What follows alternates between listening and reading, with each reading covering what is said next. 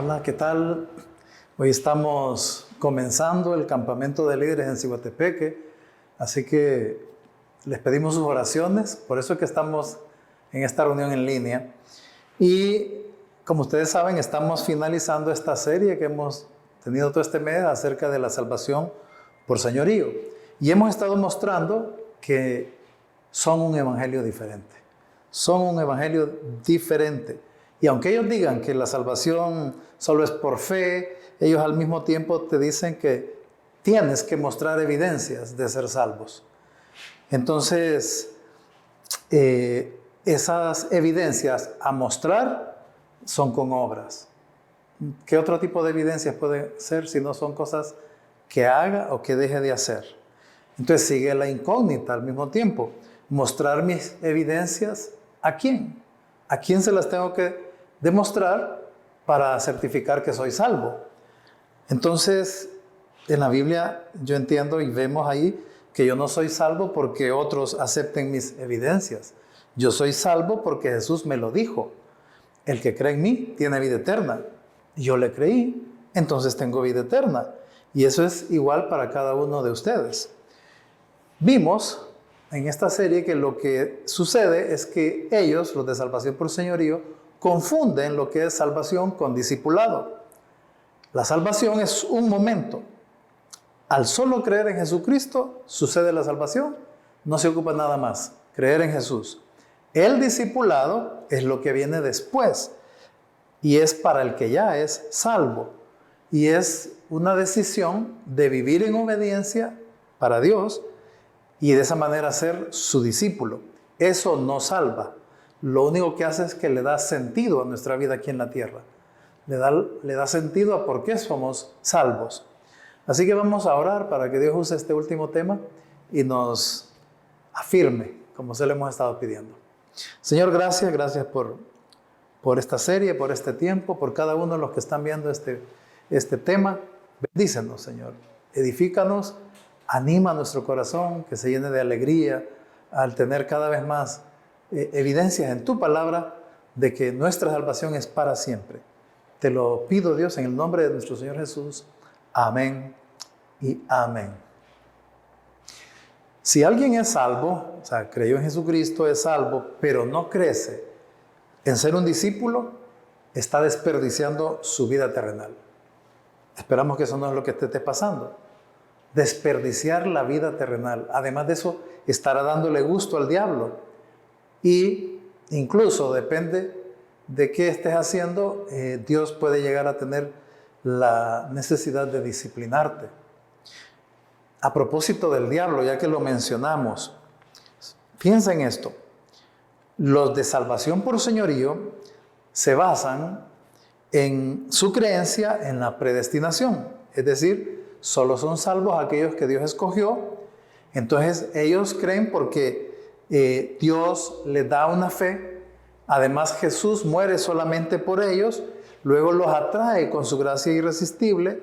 Y como es una fe y una gracia dadas por Dios, entonces la conclusión de ellos es que van a crecer inevitablemente. Por eso es que para ellos es lógico esperar evidencias de que es esa fe, la que tienen, es la que Dios les ha dado y por eso tiene esos resultados, esos efectos. Todo eso, como les decía, suena lógico aquí en la teoría. El problema es cuando bajamos aquí, a la tierra, a la vida práctica. Y la pregunta que surge es, ok, si es inevitable el crecimiento y la santidad, entonces, ¿por qué vemos todas esas advertencias en el Nuevo Testamento acerca del diablo? ¿Es que acaso el diablo puede evitar que un predestinado sea salvo? ¿Puede el diablo evitar que un predestinado y salvado crezca en obediencia y santidad? ¿Y por qué todos esos mandatos de obedecer a Dios si la obediencia va a ser algo natural, resultado de esa fe que Dios le dio?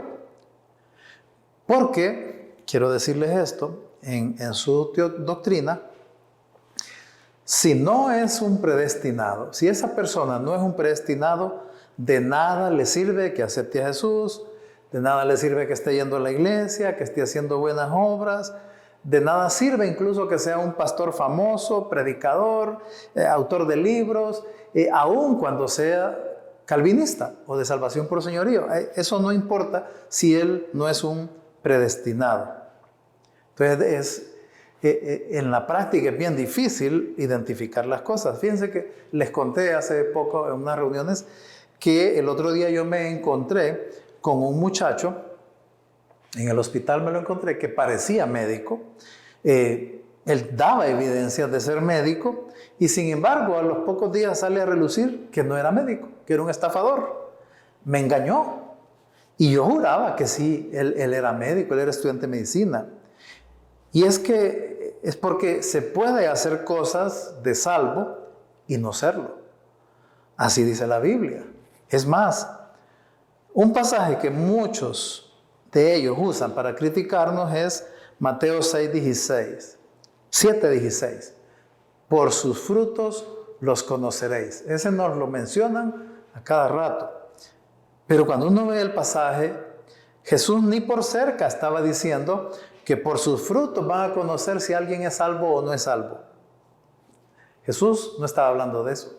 El contexto es que está hablando de cómo reconocer a los falsos profetas, que iban a haber falsos profetas y que de ellos hay que cuidarse porque son muy engañosos. Muy engañosos. Engañosos quiere decir que parecen de verdad. Incluso, pocos versos después, Jesús dice en Mateo 7, 21 al 23, no todo el que me diga, Señor, Señor, entrará en el reino de los cielos. Muchos me dirán en aquel día, ¿no profetizamos en tu nombre? Y en tu nombre echamos fuera demonios, y en tu nombre hicimos muchos milagros. Entonces les diré, nunca os conocí, apartados de mí, hacedores de maldad. Y es interesante como en este pasaje, esas personas apelan al señorío de Jesús. Señor, Señor, o sea, lo tratan como Señor. Y si nos fijamos en ese pasaje, nunca mencionan la fe en Jesús. Sacan otro tipo de evidencias, pero nunca mencionaron la fe. Un falso profeta parece verdadero profeta, parece verdadero mensajero. Se trata de alguien que hace cosas buenas y que parece. O sea, este pasaje no está describiendo cómo reconocer cristianos carnales que no son salvos. Está describiendo gente que parece buenos cristianos. Entonces, nada que ver. Cuando Jesús habló de salvación, cada vez que Jesús habló de salvación, siempre solo habló de creer en Él como el único requisito. Siempre. Muchísimas veces. Solo en el Evangelio de Juan son muchísimas veces. Ahora, esto que estamos diciendo significa que nosotros enseñamos que no importa cómo vivamos. No, si ya somos salvos, tenemos la seguridad de la salvación, no importa cómo vivamos. ¿Enseñamos eso? A veces nos acusan de eso, pero para nada. Para nada. Nosotros, además de predicar la seguridad de la salvación, promovemos mucho el discipulado. Muchísimo. La gente nos dice, cuando les predicamos el Evangelio, no creo yo que sea tan fácil. No creo que sea tan fácil. Pero yo digo, ¿y si fuera tan fácil, por qué la gente no corre a agarrar el regalo? ¿Por qué no vemos montones de gente creyendo en Jesucristo? En realidad lo que sucede es que a la gente no le gusta que sea fácil. Quieren, allá en su interior, su ego quiere que sea algo difícil. La gente no quiere oír hablar de gracia, de la gracia así como es. No, porque golpea su ego, su adicción a la religión. La mayoría de la gente sí quieren mostrar, sí quieren verse mejor que otros, sí quieren demostrar que pueden. Yo puedo. A la gente le gusta hacer cosas para salvarse a sí mismo.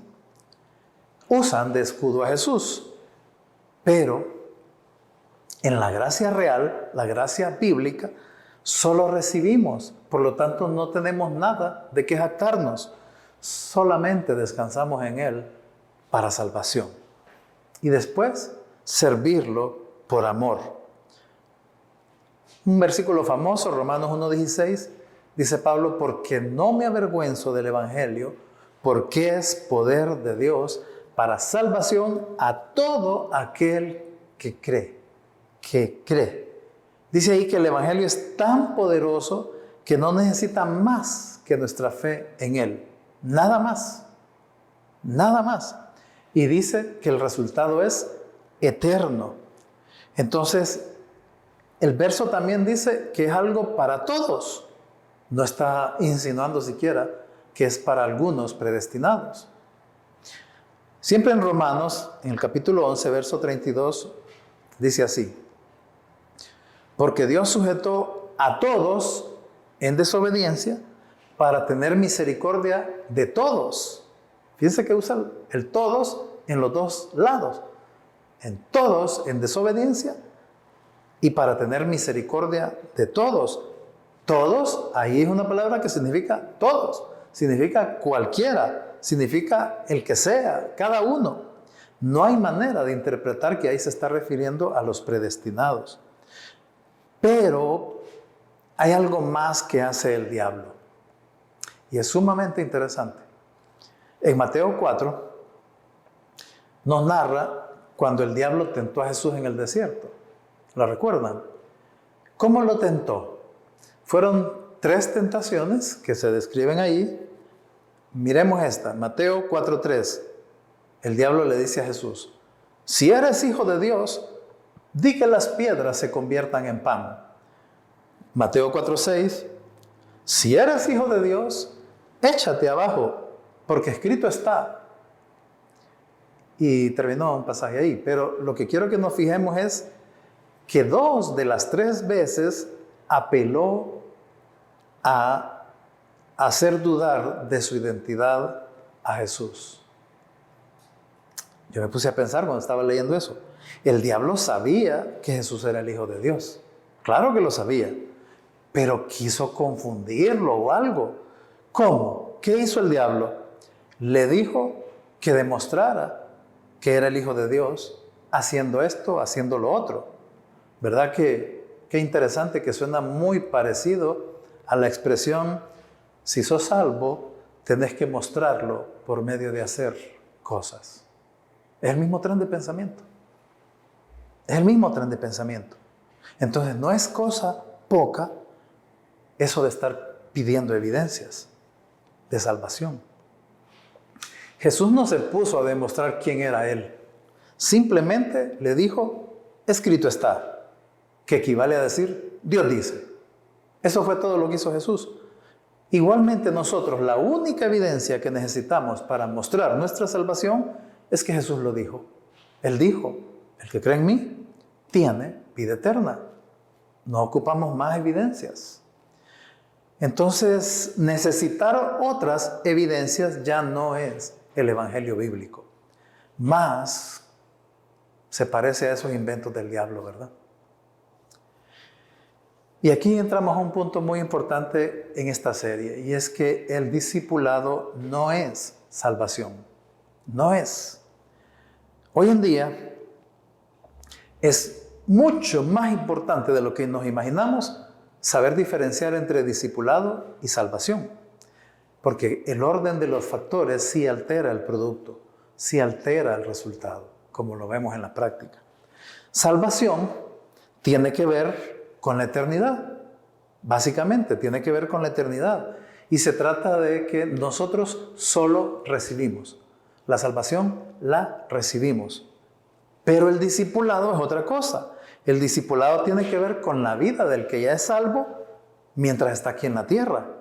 Y entonces en el discipulado se trata de darle a Dios y de recibir de Él. Le doy mi vida, le doy mi obediencia, Él me da bendiciones, Él me da crecimiento. El desacuerdo de salvación por señorío viene de que no tienen claridad de qué es ser discípulo y qué es la palabra seguir que aparecen en la Biblia. Fíjense lo que dice John MacArthur. El evangelio que Jesús proclamó fue un llamado al discipulado, un llamado a seguirlo en obediencia sumisa. Dice que el evangelio es un llamado al discipulado, a la obediencia. El Evangelio, que el Evangelio es salvación. Otro teólogo famoso del calvinismo, John Stott, dijo acerca del Evangelio que él enseñó, y que Jesús enseñó, dice, tan total fue la demanda como gratuita la oferta. El llamado a la fe y al discipulado son lo mismo y no pueden separarse. John Stott. Y otro de los grandes autores de ellos es Parker. Y en su libro sobre evangelismo dijo, no debemos ocultar el hecho de que el perdón gratuito, en un sentido, costará todo. Entonces digo yo, ¿qué concepto de gratuito es ese? Que el perdón gratuito costará todo. Entonces, ¿ven ustedes cómo confunden gratis con demanda? ¿Algo es gratis y costoso al mismo tiempo? ¿Qué es eso? Entonces, es obvio, por lo tanto, que la salvación, con esa manera de ver las cosas, no se puede definir al momento de creer.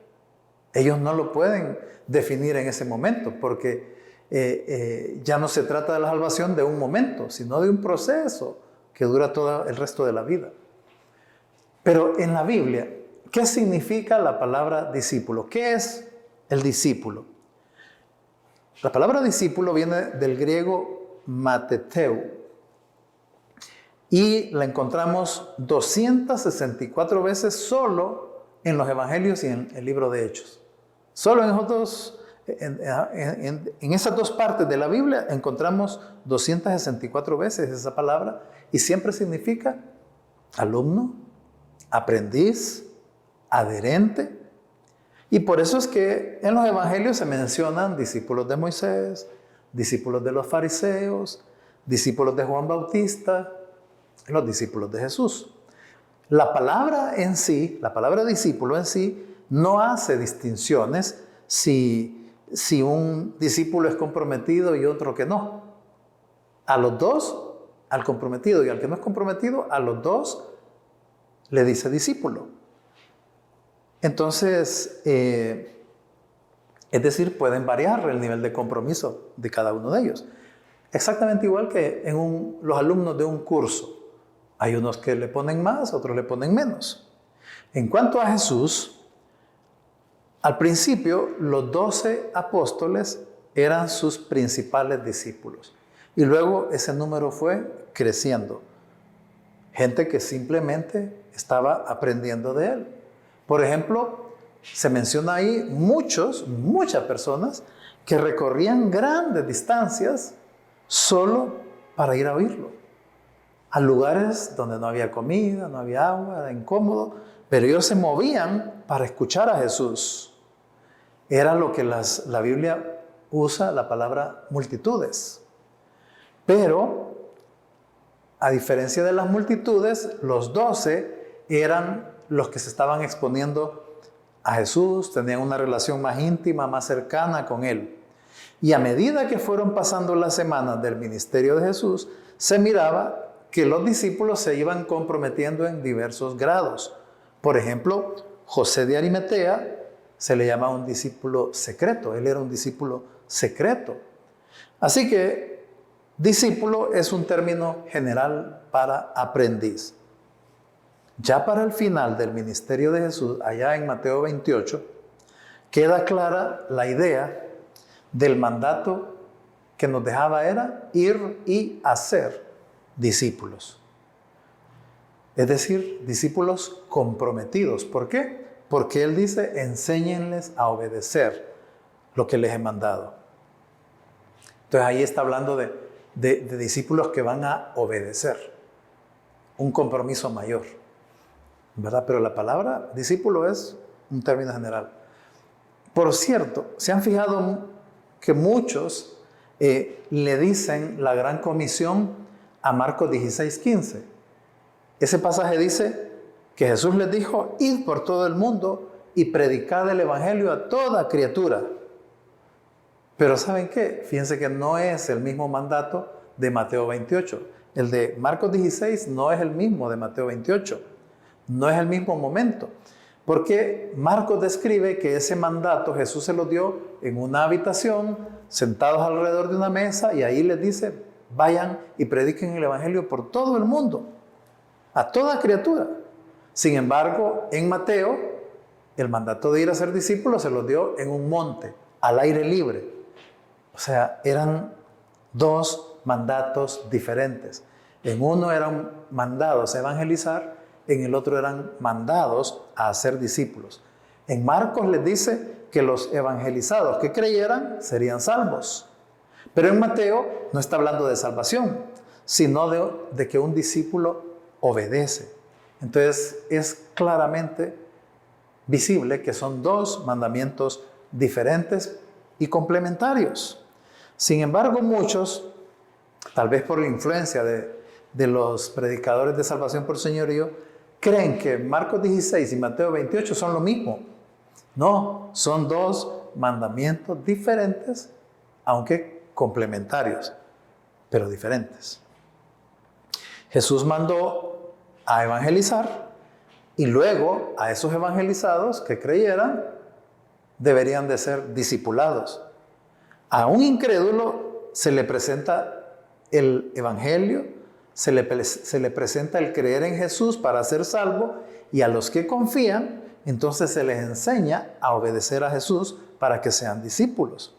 Porque si no se les enseña a obedecer, si no se les enseña a ser discípulos, no es que automáticamente, solo por ser salvos, automáticamente van a crecer en eso, van a aprender ellos solitos, que es la implicación dentro de lo que es salvación por señorío y calvinismo.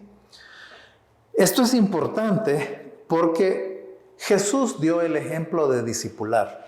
Él les modeló, les enseñó, y entonces cuando les dio el mandato de la Gran Comisión, prácticamente lo que les estaba diciendo es, vayan y hagan lo que yo hice con ustedes.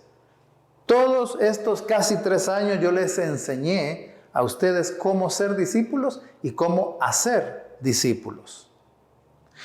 Por eso es que a ellos, y cuando hablaba de discipulado, Jesús les decía, síganme. Porque esa es la característica del discípulo. El discípulo sigue. Esas son las dos palabras importantes. Discípulo, seguir. El discípulo sigue. Por ejemplo, cuando Jesús vio a Pedro y a Andrés y luego vio a Juan y a Jacobo, les dijo, lo leo, Mateo 4:19, venid en pos de mí y os haré pescadores de hombres. Ellos entonces, dejando al instante sus redes, le siguieron. En ese tiempo, muchos le siguieron, pero no todos con igual grado de compromiso. Entonces, discípulo simple y sencillamente era un aprendiz, un seguidor. Incluso en ese tiempo podrían haber algunos incrédulos que lo seguían, pero al estar escuchando a Jesús, en comunicación, en comunión con los otros discípulos, terminaban creyendo en Jesús, ¿verdad? Siendo salvos. Así que poco a poco el término se fue quedando, el término de discípulo se fue quedando para los más cercanos y para los que estaban creciendo en aprender. Entonces, desde el libro de Hechos, se nota que hacer discípulos no era lo mismo que hacer salvos. Aunque la primera parte para hacer discípulos es evangelizarlos. Son dos cosas diferentes. Si nos fijamos, Jesús le dice ahí en Mateo 28 que bauticen y que luego les enseñen. Y un ejemplo, Hechos 8, vemos que Felipe evangelizó a un etíope y después lo bautizó. Ese es el único requisito para bautizarse, que la persona crea y quiera ser bautizada. Entonces, cuando Jesús manda a hacer discípulos bautizándolos, está dando implícito, evangelícenlos y confían, bautícenlos. Ellos no se ponían a bautizar a gente que no era salva. igual es hoy, ¿verdad? No se puede bautizar gente no salva. Por otro lado, la palabra seguir en griego se usa más de 60 veces en los evangelios y se usa en relación a comenzar el discipulado bajo la autoridad de un maestro. Por eso, por su uso normal, cuando Cristo les dijo a esos muchachos, síganme, Él no los estaba invitando a una salvación. Todos ellos entendieron, nos está invitando a que seamos sus discípulos. Solo hoy en día, Salvación por Señorío entiende ese sígueme como un llamado a salvación. En el contexto la gente no lo entendía así. Juan 21, 22, Jesús le dijo a Pedro, tú sígueme. Eso fue ya después de resucitado. Jesús le estaba diciendo a Pablo algo bien puntual. Pedro ya era salvo. Entonces Jesús lo que le estaba diciendo era que tuviera un compromiso más serio como discípulo. Sígueme. ¿Verdad? Después de que había pasado, que había negado a Jesús y todo aquello, ¿verdad? Entonces sí es un buen momento para mencionar que Jesús sí dejó claro que el discipulado sí es costoso. El discipulado es en serio, pero no salva. El discipulado es para los que ya son salvos. ¿Cuáles son las condiciones que Jesús puso para el discipulado? Y ahí notamos entonces que no tiene que ver con salvación. Veamos, condiciones, primero, negarse a sí mismo. Eso significa decirle no a mi yo, para decirle sí a Dios. Negarme a mí mismo es que yo le diga, Tavo, no, vamos a hacer lo que Dios dice. Muchas veces no me gustará la voluntad de Dios, me va a doler, me va a incomodar. Por ejemplo, perdonar, ser humilde. Habrá días que no tengo ganas de ir a la iglesia, que no tengo ganas de leer la Biblia, no tengo ganas de decirle no a un pecado o a un hábito o a malas amistades.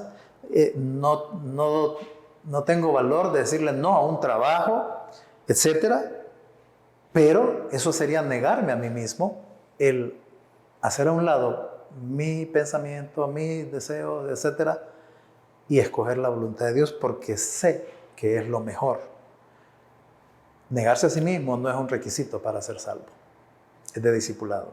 ¿Qué otra cosa pidió Jesús? Niéguese a sí mismo, tome su cruz. Tomar la cruz es estar dispuesto a sufrir por Él. Y es algo voluntario. Tome su cruz. Hay gente que dice, en mi cruz, ¿verdad? Y se refieren a un problema, a una situación que no está en su control, que ellos no la decidieron. No, tiene que ser algo que uno decide sufrirlo por causa de Jesús. Bien pudo decidir no sufrirlo, no pasar por eso. Entonces, si esto fuera para salvación, entonces estamos diciendo que al incrédulo tendría que estar dispuesto a morir por Jesús para ser salvo ese día.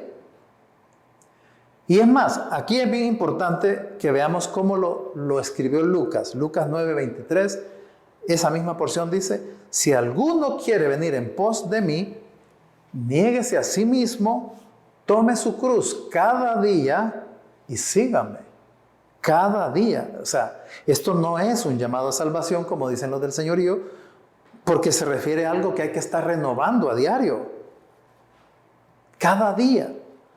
Entonces, si la salvación se debe de renovar cada día, obviamente no habría una base para estar seguros de la salvación, porque va a depender de mí si la voy a renovar mañana o si la voy a renovar dentro de 569 días sin fallar.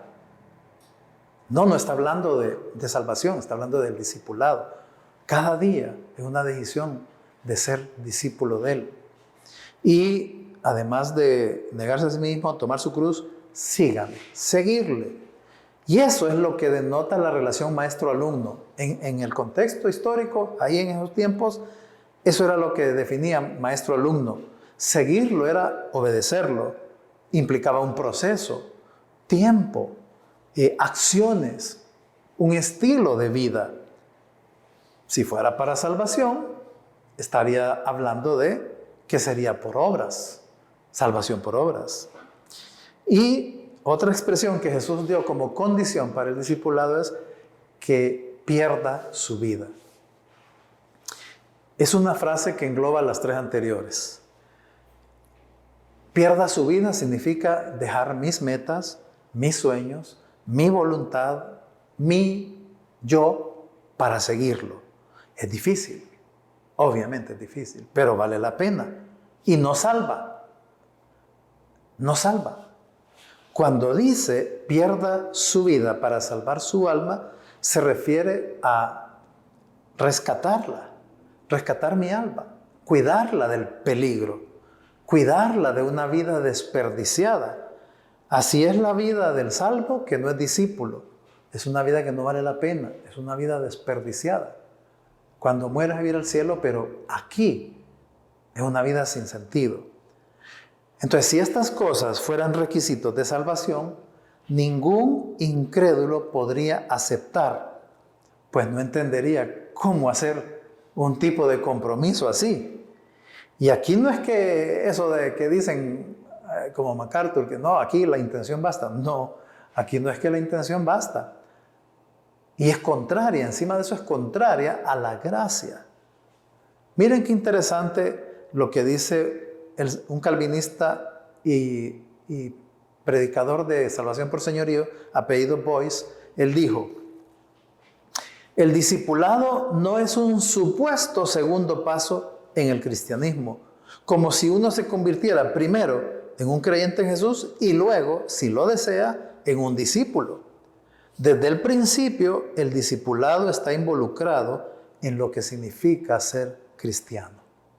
Y otro autor de apellido Merritt dijo: el llamado evangelístico de Jesús fue esencialmente un llamado al arrepentimiento y al discipulado radical. Entonces, al ver lo que dice la Biblia y lo que dicen ellos, es claro que están confundiendo salvación con discipulado. Y por eso es que dicen, si sos salvo, mostralo. Similar, ¿verdad?, a las tentaciones del diablo con Jesús.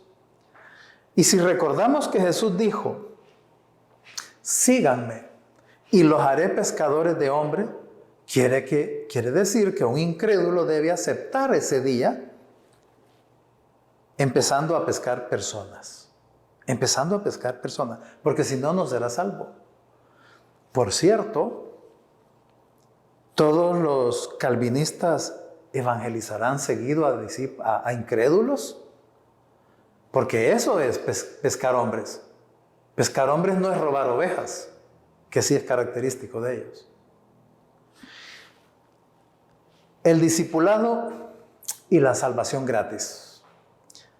Salvación por señorío dice que la salvación es por gracia, pero se oponen a una gracia barata y ponen en su lugar a una gracia costosa. Pero para nosotros no es ni barata ni costosa. La gracia es gratis, es gratis. Ellos dicen que al pecador la gracia debe de costarle algo, a la vez que es gratuito.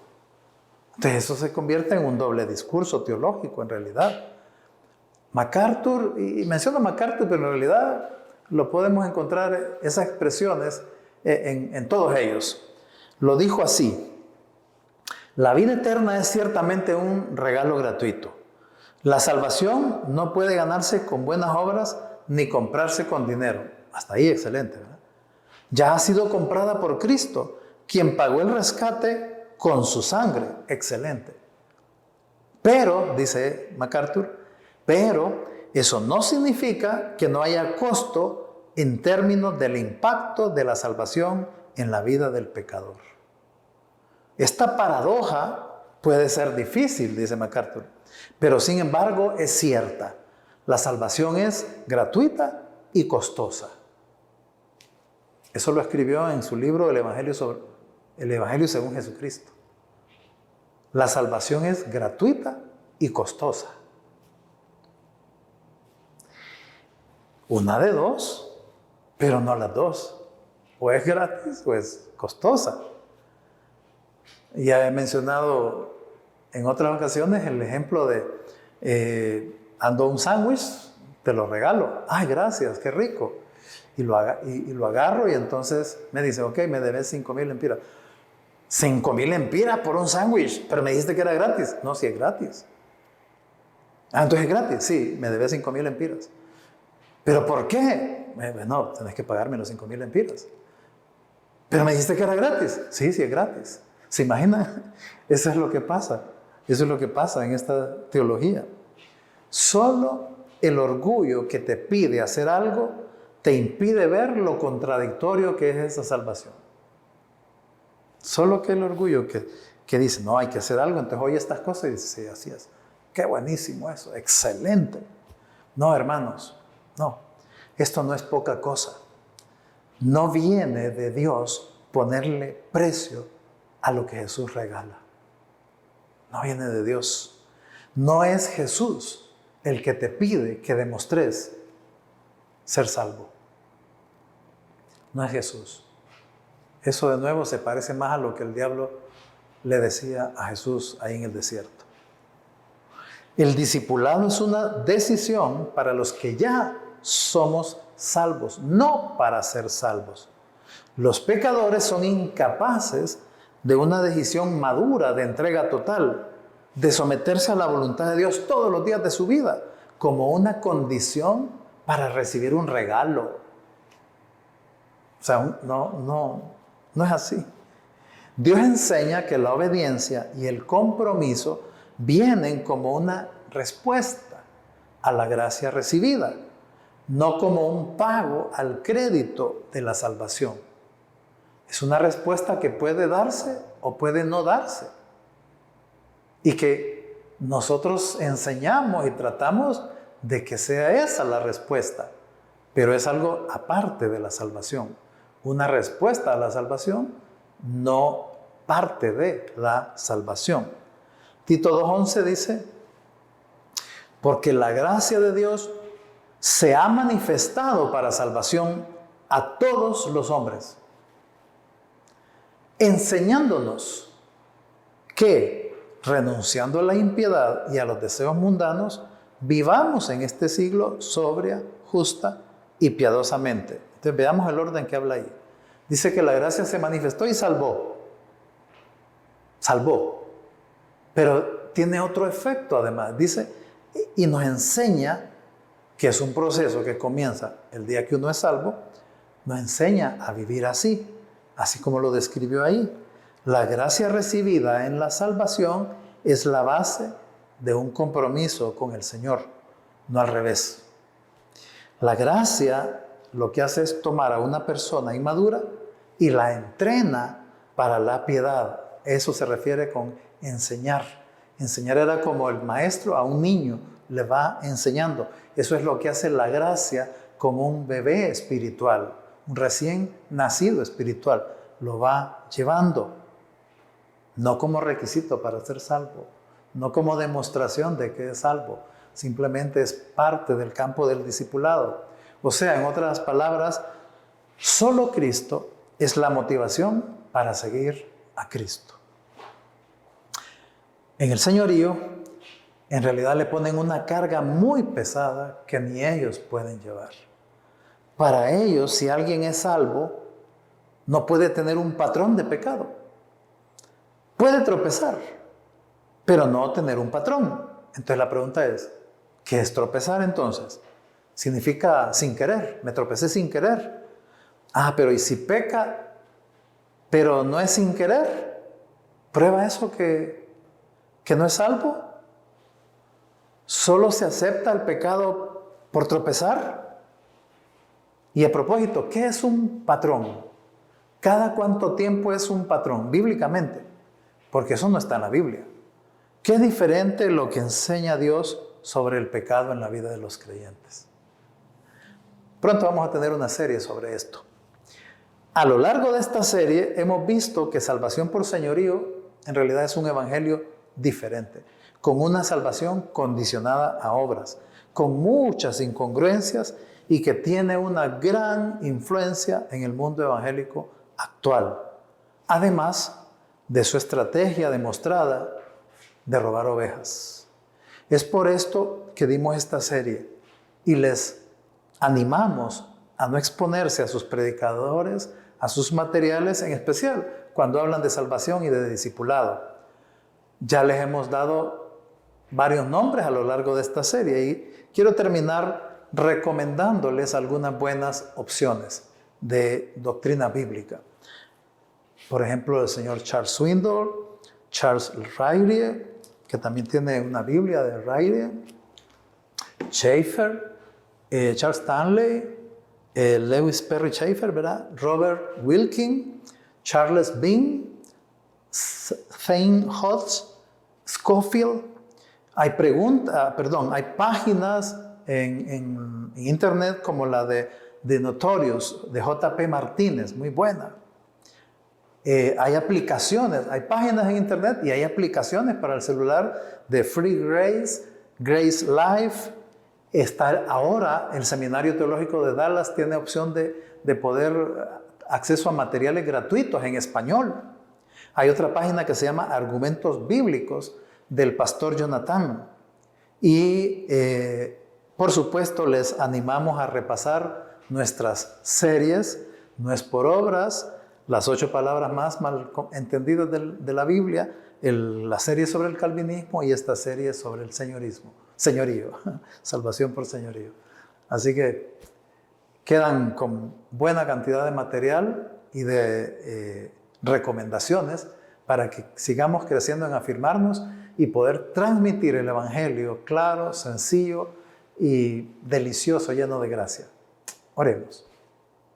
Señor, gracias por este tiempo, por cada uno de los hermanos, por tu salvación, Señor, que nos da una alegría inmensa y nos mueve a querer compartirla a otros.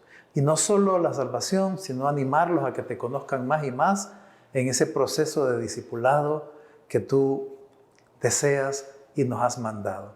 Te lo pido todo en el nombre de nuestro Señor Jesucristo. Amén y amén. Que Dios le bendiga.